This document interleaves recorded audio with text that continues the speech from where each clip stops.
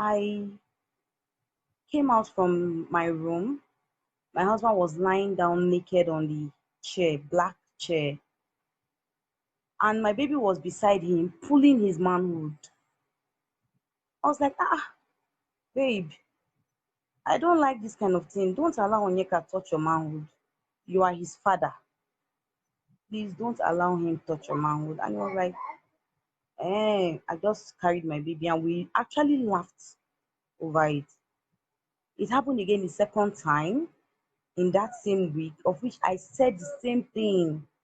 I said, please, I don't like Onyeka touching your manhood.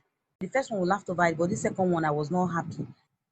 So the third time he came back from where he went to, we laughed. He went into the house, the room, pulled his dress, came out, carried my son. This time he took my boy into the baby's room. Normally we lie down very straight, like straight on the bed, but this one he crossed the bed, turned his whatever up, locked the two doors. And before I opened this one, everything, but I was fast. I opened this one. And I met my son pulling it to his mouth. I was mad. The fourth time, he locked just his room door. He did not lock the entrance door to the passage of the room. I opened the door.